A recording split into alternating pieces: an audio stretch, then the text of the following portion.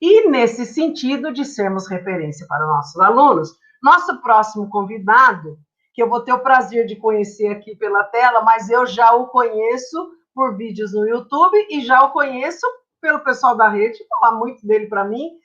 Educação física é uma área extremamente importante, eu sou daquele tempo que educação física você ia lá, fazia o exercício, saía e acabou.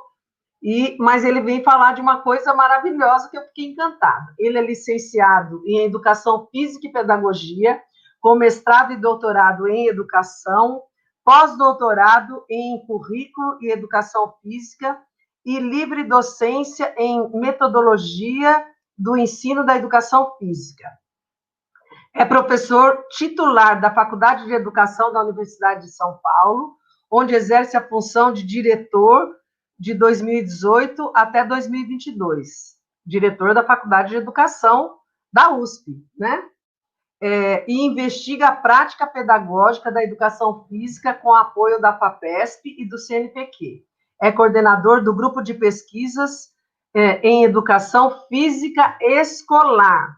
Ele vem com o tema Educação Física Cultural e vamos ter o prazer enorme e já agradecendo desde já a disposição por estar aqui conosco, do Marcos Garcia Neira.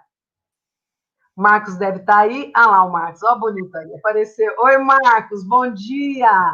Bom dia, professora Maria Tereza, tudo bem? Tudo bem, prazer enorme te receber. Nós estamos aqui no terceiro dia da jornada pedagógica e tenho certeza que o que você vai falar vai nos encantar. Primeiro que eu já me encantou, né? Porque eu já vi coisas suas e já me encantou muito, é tudo que eu acredito. E aí o palco é todo seu. Muito obrigada, seja super bem-vindo. Estamos aqui com mais de mil professores, 1.300 professores, do Brasil todo, não, bastante de Jacareí, mas de outras regiões também. Sei que Itaquá está aqui também, porque foi feita propaganda sua lá, Itatiba está aqui, tem outros estados, então o palco é todo seu, seja super bem-vindo. Muito obrigado, muito obrigado. Eu começo agradecendo a oportunidade, o convite, um convite tão gentil, que foi intermediado pela professora Raquel, pelo professor Júlio, que são profissionais que atuam na rede municipal de Jacareí, e também essa recepção tão calorosa da professora Maria Tereza.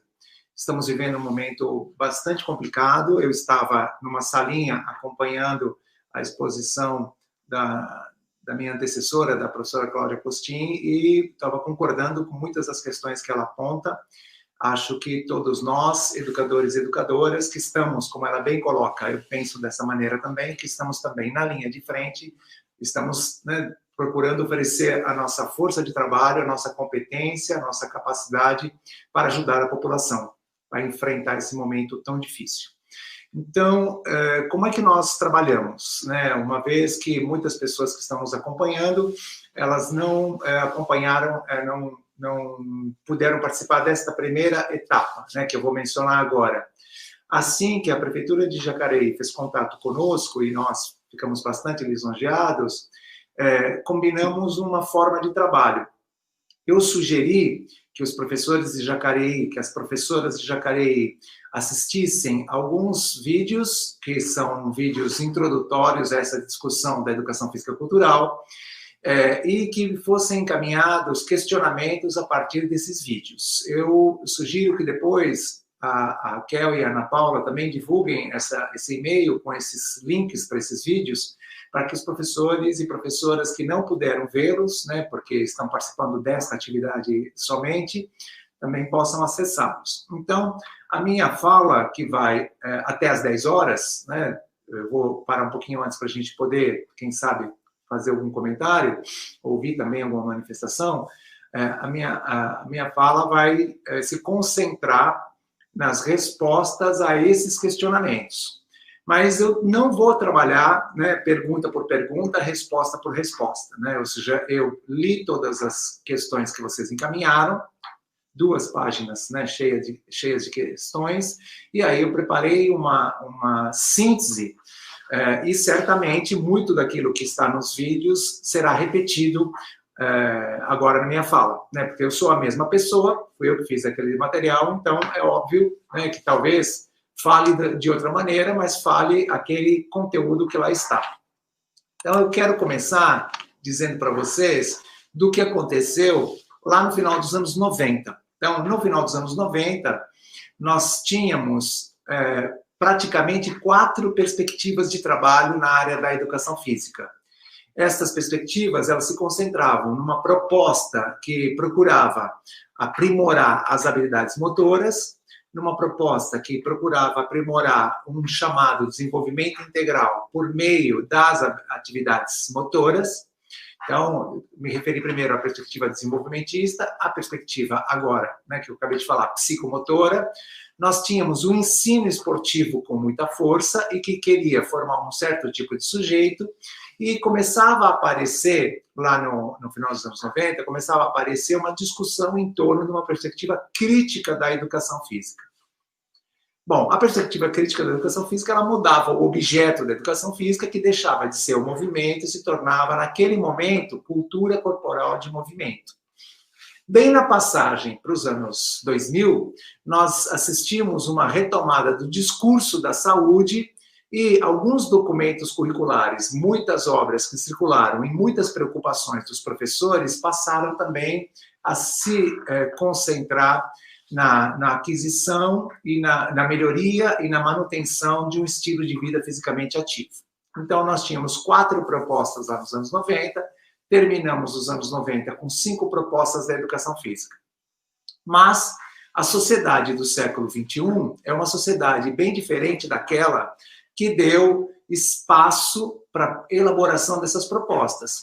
Nós vivemos agora no século XXI, não é na passagem exata, né, gente? Não estou querendo dizer que 99 era uma coisa e ano 2000 era outra, né? Ou ano 2000 era uma coisa e 2001 era outra coisa. Estou dizendo isso. Mas o que nós temos hoje, no século XXI, é uma sociedade globalizada, haja vista, né, esta situação de pandemia que estamos enfrentando, também se deve à globalização. Nós vivemos uma sociedade globalizada, vivemos uma sociedade multicultural, vivemos numa sociedade democrática e vivemos numa sociedade profundamente desigual. Então, quais são as respostas que a humanidade está tentando apresentar a esta sociedade? Então, nós temos várias maneiras de analisar a sociedade contemporânea que escapam daquelas promessas que a escola incorporou até o século XX. Ou seja, a escola, até o século XX, ela estava situada naquilo que muitos autores, muitas autoras vão chamar de modernidade. Então, a escola, ela desenvolvia uma prática pedagógica tentando formar um sujeito, uma pessoa, um cidadão, uma cidadã, para que ela pudesse transitar numa sociedade moderna, numa sociedade baseada nas promessas da ciência, baseada nas promessas da emancipação, baseada nas promessas da conscientização, baseada nas promessas da autonomia. Ou seja, era aquele modelo de sociedade, era aquele modelo de escola, o modelo de cidadão, a promessa da escola para uma certa sociedade. As análises que nós temos hoje à disposição, elas vão dizer que nós vivemos uma sociedade pós-moderna. Nós vivemos numa sociedade em que os meios de comunicação, a cultura digital, a transformação do dinheiro, né, de papel em dinheiro plástico, a forma como nós nos relacionamos, o contato com outros grupos sociais e uma resistência muito grande, né, a políticas e a formas de governo totalitárias, que concentram, que eliminam as diferenças, ou seja, tudo isso que caracteriza a sociedade moderna, a sociedade pós-moderna, ele tem alimentado formas de interpretação, formas outras de interpretação. E uma parte importante dessas formas de interpretação da sociedade, e que não são só interpretações, também são maneiras de intervenção social, política e pedagógica, está situada nesse lugar interessante chamado teorias pós-críticas. E a discussão do currículo, neste século, a discussão do currículo tem se apropriado das teorias pós-críticas. Então, rapidamente, é o pós-modernismo, o pós-estruturalismo, os estudos culturais, o multiculturalismo crítico, os estudos feministas, a teoria queer, o pós-colonialismo e as teorias de gênero, e as filosofias da diferença. Então, esse conjunto outro de referenciais, ele oferece elementos para explicar a sociedade contemporânea. E pessoas, né, de todos os campos de trabalho, pessoas de todas as áreas de conhecimento, têm se aproximado dessas discussões, nutrido o seu pensamento com essas discussões e pensado, né, e proposto intervenções a partir dessas discussões. O cinema tem feito isso, a arte tem feito isso, a filosofia tem feito isso, o direito tem feito isso, a literatura tem feito isso e a educação também. Então, você tem uma contribuição muito interessante desse referencial para a educação. Vamos voltar, então, para a educação física. O que a educação física, ou, mais especificamente, né, o pessoal com quem eu tenho trabalhado, o que a educação física fez nos últimos anos? Começou a se apropriar dessa discussão.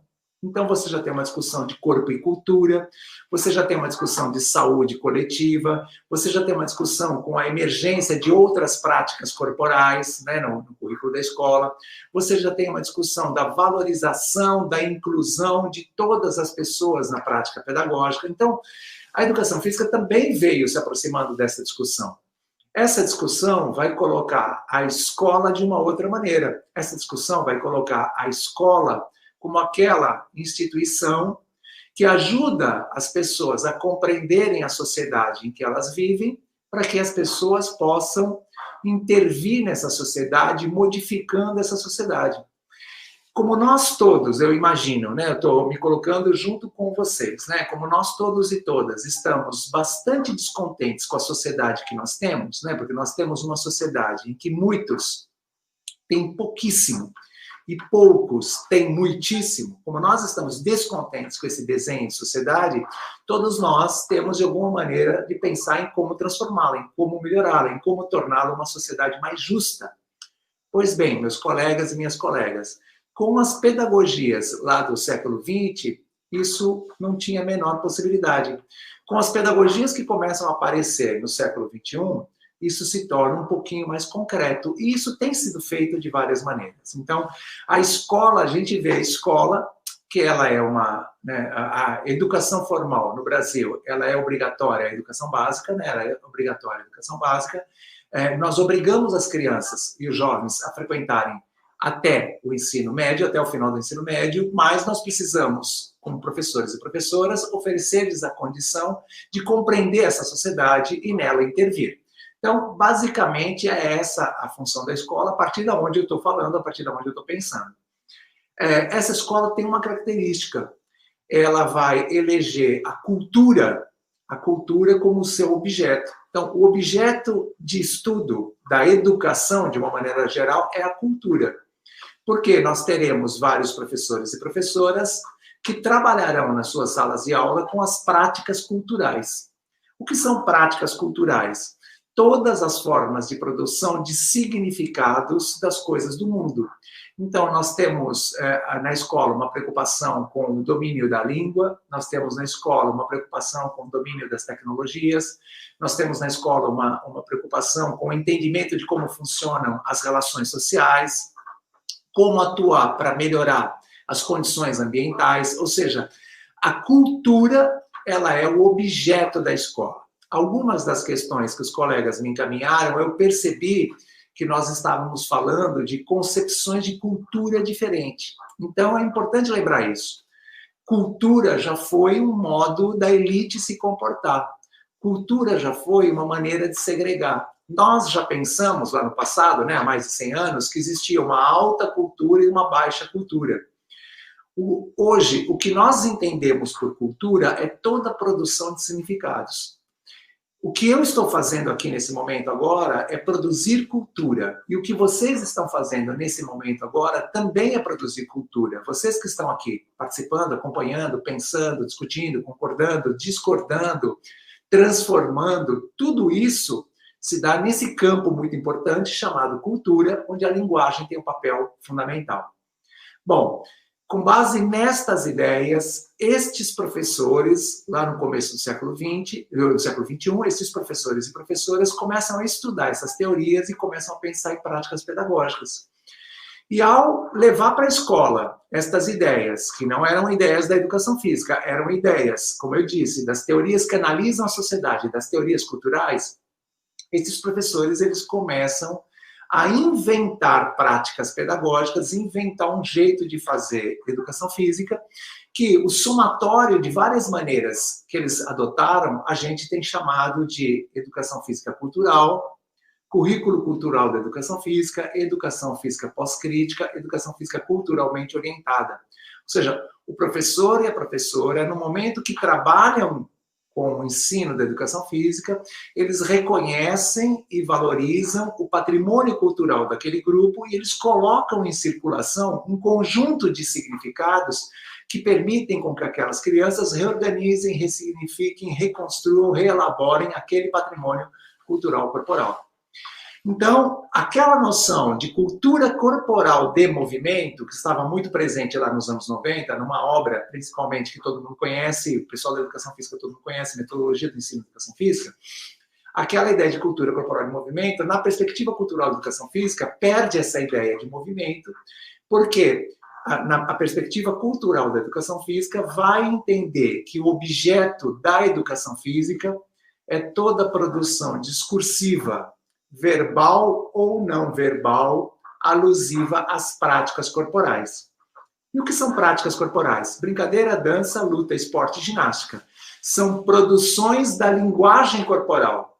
São produções que todos os grupos sociais fazem e que são produções que identificam esses grupos sociais. As práticas corporais são fatores de identidade cultural. As práticas corporais elas distinguem as pessoas, o local onde elas moram, os valores que elas têm, as crenças desses grupos, as maneiras como esses grupos entendem a sociedade.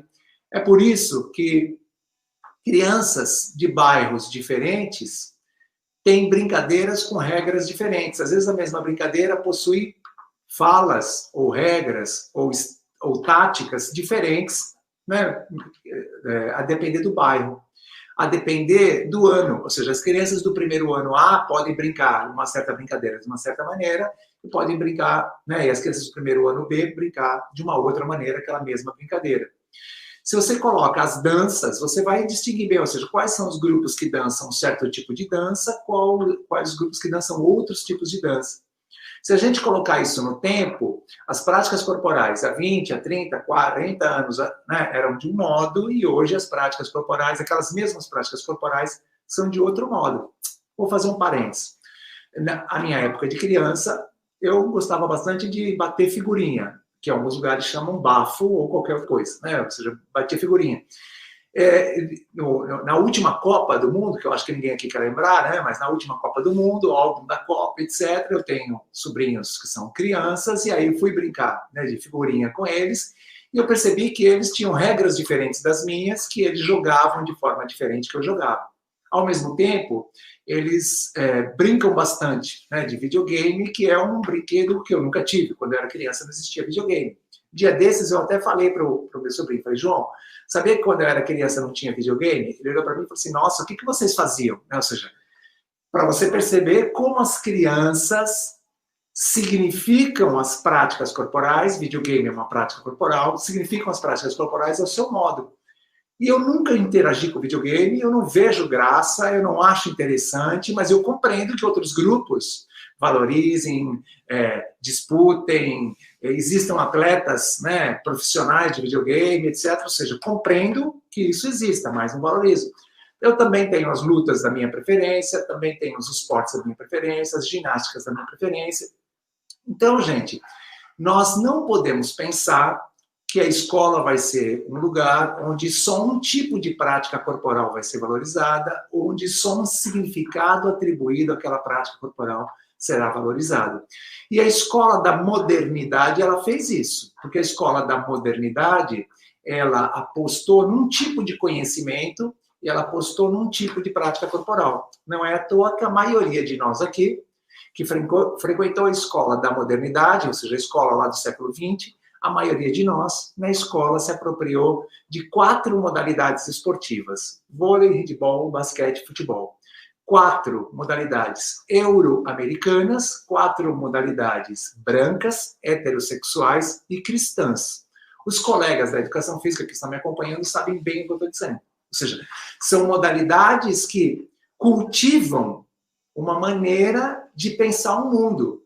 Hoje, quando você vai na escola, você vê a capoeira, você vê o maculelê, você vê as brincadeiras de antigamente, você vê a dança eletrônica, você vê o ciberesporte, ou seja, o e-esporte, você vê uma outra possibilidade de realização das práticas corporais. Então, gente, este é o intuito da educação física culturalmente orientada. Promover na escola a tematização de práticas corporais para que as crianças, jovens, adultos e idosos que frequentam a educação básica, eu sempre falo dessa maneira, porque nós temos na educação de jovens e adultos, temos adultos e idosos, pessoas com e sem deficiência, pessoas com ou sem recursos, etc, etc. Então, nós temos na educação básica, com a educação física, o compromisso de tematizar essas práticas corporais, porque essas práticas corporais são artefatos da cultura. E o papel da escola é ajudar as pessoas a se apropriar, a ressignificar, a compreender a produção da cultura, a produção, né, que todas as pessoas do mundo fazem. Pois bem, só que tem uma questão, né, gente? Esta forma de entender a educação física, ela não aposta no fortalecimento de certas identidades. Então, voltando, quando a gente pensa uma educação física que pega as brincadeiras europeias, ou que pega os esportes europeus, ou que pega as ginásticas europeias e coloca na cabeça das crianças, a gente vê uma educação física que está apostando no fortalecimento de uma certa identidade. A educação física cultural, ela valoriza, ela reconhece, ela apoia, ela afirma as diferenças. É uma das questões que vocês me encaminharam.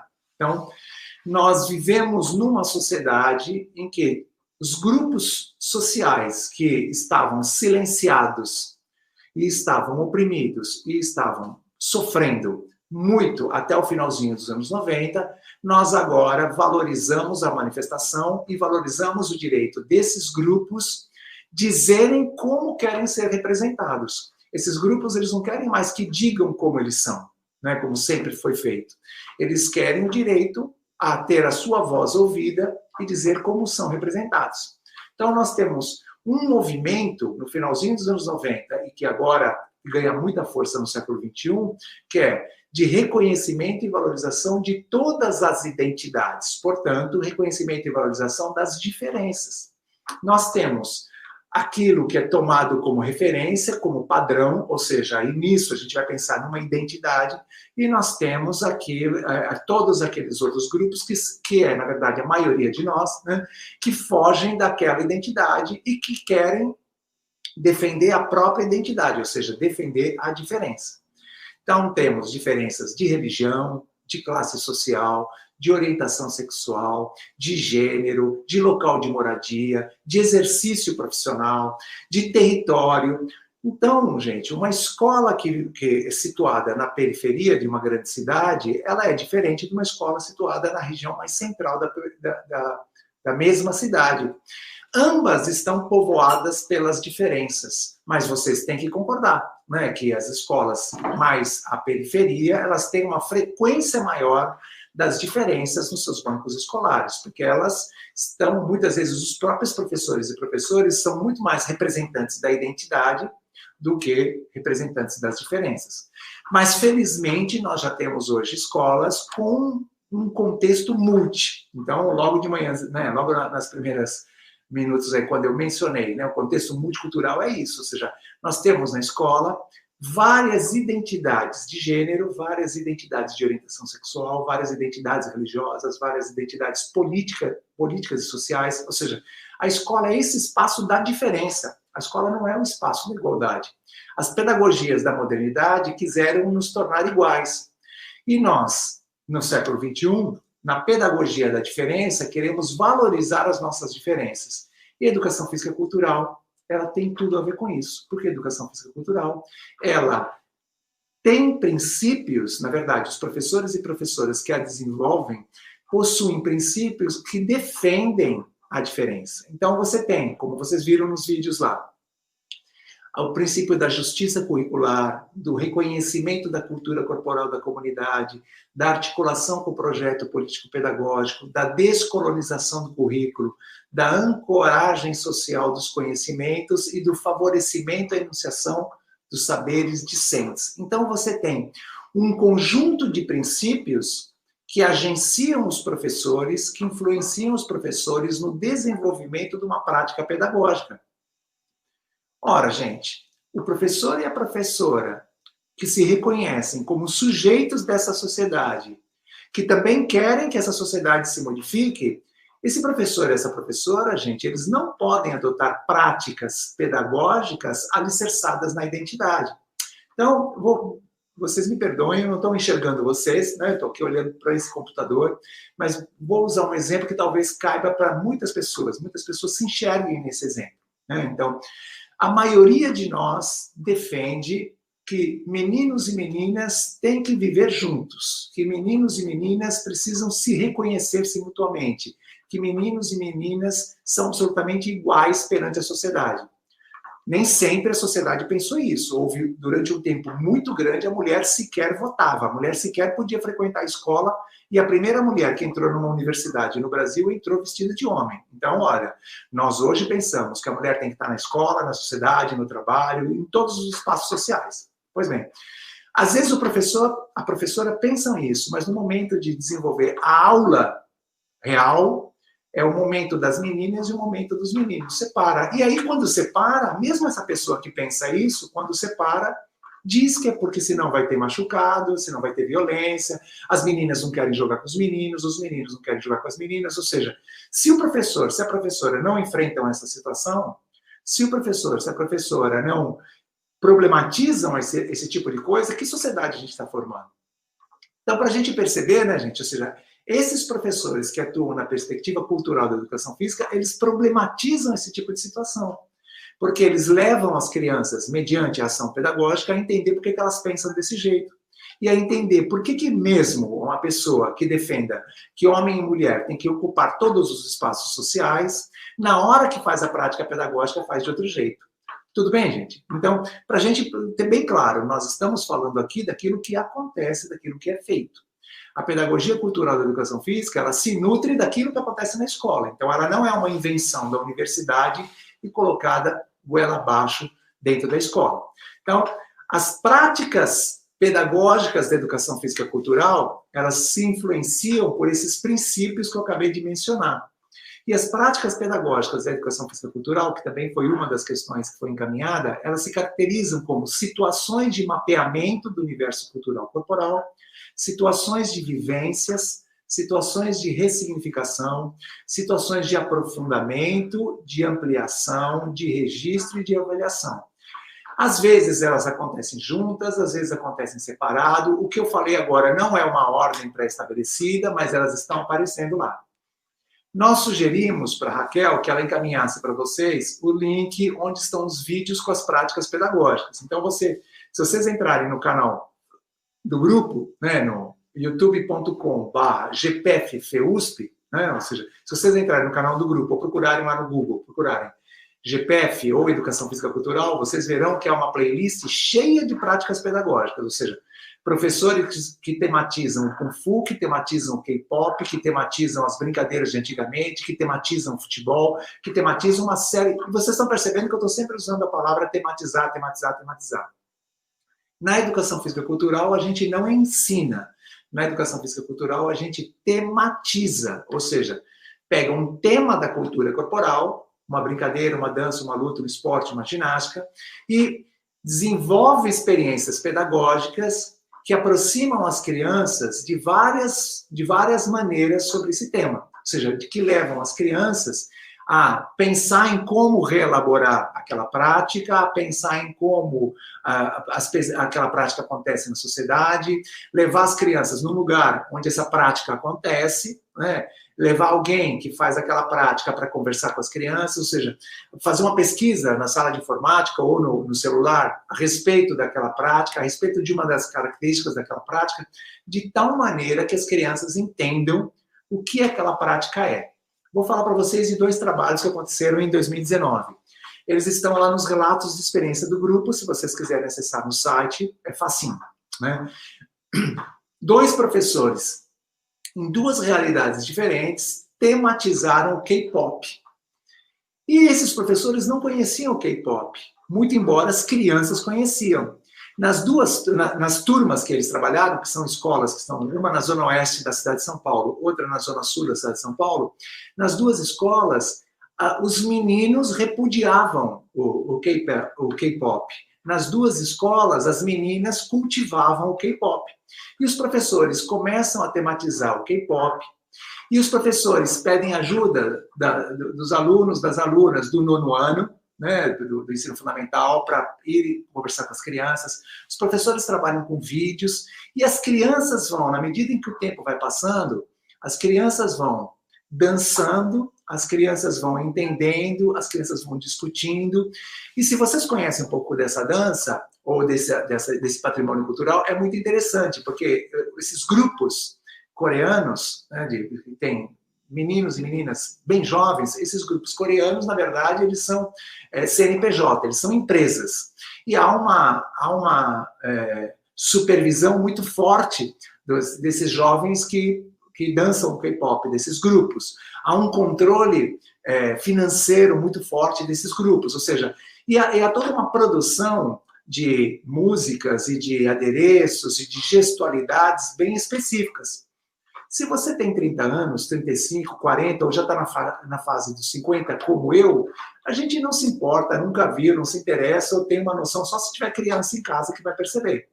Mas, gente, quando você entra no YouTube, os vídeos têm mais de 5 milhões de acessos. Ou seja, não dá para a gente negar a influência desses grupos nas culturas infantis, nas culturas juvenis. Ao tematizar essa dança, um professor foi por um lado, o outro professor foi por outro. No caminho, no resultado final, as crianças de uma turma estavam dançando K-pop de uma certa maneira, as crianças da outra turma foram compreendendo a influência da dança na cultura coreana e terminaram o trabalho dançando a dança do leque. Porque, através do K-pop, elas chegaram num outro lugar. Então, eu citei para vocês uma coisa muito importante do currículo cultural. O currículo cultural, ele vai sendo artistado, ele vai sendo produzido na medida em que as aulas vão acontecendo.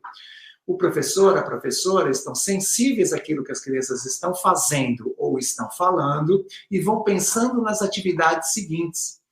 Então, gente, o currículo cultural, ele não tem o menor compromisso com a melhoria da movimentação. Essa foi uma das perguntas que encaminharam. O currículo cultural, ele não tem o menor compromisso com produzir corpos hábeis e saudáveis. O currículo cultural tem compromisso com a formação de pessoas que saibam ler as práticas corporais e que saibam reelaborar as práticas corporais. Quando terminou esse trabalho, as crianças, né, das 2 escolas compreendiam melhor o que era o K-pop, compreendiam por que se falava tudo aquilo das pessoas, né, dos grupos de K-pop na Coreia, compreendiam como aquele patrimônio chega no Brasil, a influência que ele tem, e compreendiam aquilo que elas estavam dançando. Muito bem. Em tempos de pandemia, gente, eu convido vocês a entrarem no site do grupo, www.gpef.fe.usp.br, clicar em vídeos e clicar em Educação Física Cultural na Quarentena. Vocês verão que os trabalhos estão sendo feitos agora na quarentena. Claro que eles não alcançam todo mundo, mas os professores e as professoras, vivemos num país muito desigual, vivemos num país em que, infelizmente, metade da população não está conectada, mas os professores e as professoras têm travado algum diálogo com as crianças, com os jovens que estão na escola, e que têm produzido materiais muito interessantes. Há um professor que está tematizando o esporte agora durante a quarentena, há um professor que está há um grupo de professoras que estão tematizando agora a capoeira, há um grupo de professores que estão tematizando as brincadeiras, há um grupo de professores que estão tematizando as danças. Cada um na sua escola, cada um do jeito que consegue, cada um produzindo pequenos vídeos e mandando por WhatsApp, cada um recebendo o retorno das crianças pelo WhatsApp, ou seja, da maneira como isso está sendo possível de ser feita agora por essas pessoas que estão trabalhando nessa perspectiva. Para finalizar, uma pessoa encaminhou a seguinte questão, né? O que será da educação física? Eu quero fazer uma afirmação para vocês, né, gente? Então, eu estou nessa profissão há muitos anos. Eu comecei a trabalhar na Escola Estadual de São Paulo, em 1986. Trabalhei na escola por 17 anos, até que o meu contrato na universidade me obriga à dedicação exclusiva na universidade. Mas continuo pesquisando e continuo, como vocês viram, os exemplos que eu usei, trabalhando junto com os professores e professoras. A educação física que nós temos agora é muito melhor do que a educação física que eu tive quando criança ou da educação física que eu desenvolvi quando professor na educação básica. Então, eu vejo que hoje nós temos professores e professoras melhor qualificados, professores e professoras melhor preparados para desenvolver suas ações didáticas. Eu vejo com esperança o futuro da educação física. Eu penso que a educação física está fazendo diálogos muito interessantes com outras experiências culturais. Eu vejo professores trabalhando com skate, eu vejo professores trabalhando com slackline, eu vejo professores trabalhando com danças de todos os tipos, eu vejo professores preocupados com a inclusão nas aulas de educação física, com as questões étnico-raciais nas aulas de educação física. Então, eu percebo que a educação física está caminhando para uma direção muito positiva. Mas isso, claro, isso só se efetivará, no meu entendimento, na hora em que nós pudermos combater esta crise terrível em que estamos metidos, né, que é a crise da pandemia. Só será possível voltar, na minha opinião, às escolas quando isto passar. Enquanto isto não passa, nós vamos nos aproximando das crianças, jovens, etc., da maneira como nós conseguimos fazer. E precisamos, né, de apoio para que isso aconteça, precisamos de recursos, precisamos de investimentos. Nós todos fomos pegos de surpresa, né, do dia para a noite nós paramos de estar presentes, né, nas escolas com as crianças, e nós precisamos pensar em como faremos isso daqui para frente. Tudo bem? Então, sim, eu tenho muita esperança que a educação física tem respostas importantes, né, a oferecer, mas isso só será plenamente possível quando a humanidade tiver combatido e tiver eliminado esse vírus que está nos assombrando. Fico à disposição, temos aí alguns minutos para as conversas, para os questionamentos, e agradeço novamente a oportunidade. Muito obrigada, Marcos, foi maravilhoso, né? Essa questão de tematizar, né? O professor não ensina, o professor tematiza, né? Em educação física, isso pode fazer toda a diferença, na verdade. A gente tem algumas colocações aqui, mas uma delas é uma questão, e eu gostaria de estar passando essa para os seus minutos finais, porque eu sei que você tem horário. A Eugênia Braga colocou o seguinte: a abordagem cultural compreende brincadeiras e jogos das gerações anteriores. Como é a proposta aos alunos que não querem se movimentar ou se movimentam num curto tempo sempre e não quer? O professor puxa e ele não quer? Eu acho que eu já sei a resposta, mas eu vou deixar para você. Obrigado, então, Eugênia. A questão é a seguinte, né, gente? Uma preocupação grande da perspectiva cultural da educação física é evitar o daltonismo cultural. O que é isso? A gente sempre pensa que todo mundo tem que fazer tudo, que todo mundo tem que ser igual, que todo mundo tem que corresponder da mesma maneira. Haverá crianças que se engajarão de uma maneira, numa certa brincadeira, que se engajarão de outra maneira, numa outra brincadeira. Então, cuidado com a pedagogia da modernidade, né? Que todo mundo tem que fazer junto, aprender a mesma coisa, sair igualzinho da escola. Não, gente. Numa pedagogia que valoriza as diferenças, o professor precisa pensar em situações didáticas em que as crianças se engajem de maneira diferente. Agora, As crianças precisam perceber também qual é a responsabilidade da educação física, qual é o papel da escola. Não se trata de cada um fazer o que quiser, ou seja, não é para cada um fazer o que quer, mas o professor vai pensar nas situações didáticas de tal maneira que as crianças possam se engajar de forma diferente. Tem criança que vai sugerir, tem criança que vai observar, tem criança que vai registrar, tem criança que vai coordenar, tem criança que vai executar, tem todo tipo de situação, como na sociedade. Agora, nesta experiência cultural que nós temos, a professora Maria Tereza está fazendo uma coisa, eu estou fazendo outra, vocês estão fazendo outra, o pessoal de apoio está fazendo outra. Gente, numa casa é a mesma coisa, numa empresa é a mesma coisa, numa escola também. Não é todo mundo que faz a mesma coisa o tempo inteiro. Bacana! É isso mesmo, né, Marcos? Na verdade, cada um tem as suas potencialidades, cada um vai descobrindo os seus talentos, vai indo para uma área, mas é bom que se conheça tudo para poder descobrir esse talento e ir na direção. Eu, na verdade, fui muito esportista, eu estudei no Contociência 7 anos, e eu fui 7 anos da seleção de vôlei com o Mossa, acho que você lembra dele, pai da Vera Mossa, e fui da seleção de atletismo 6 anos com o Stuck, com o Bento, aquele povo lá daquela época, mas sempre foi tudo muito bom, sabe? Sempre foi tudo muito bom. Eu quero aqui, Jacareí, o município de Jacareí, eu pessoalmente, toda a rede de Jacareí, quero agradecer enormemente, agradecer a Raquel e o Júlio, que te trouxeram também, quero agradecer enormemente essas palavras maravilhosas que você trouxe para nós, porque vai virando um conjunto e as pessoas vão... eu vejo assim, que toda essa parte do conhecimento mais moderno, mais novo, essa visão de mundo, né, abre a mente. E eu sempre falo para os professores aqui que o céu não é o limite para a educação. Não é o limite para a educação. Então, nós temos milhões de possibilidades. Quero agradecer do fundo do coração por você ter estado conosco e nos dar esse tempo seu maravilhoso com toda essa fala. Muita gratidão, muito obrigada mesmo. Um grande abraço e até a próxima, né? Porque, pelo jeito, nós vamos ficar conectados agora. Tá bom?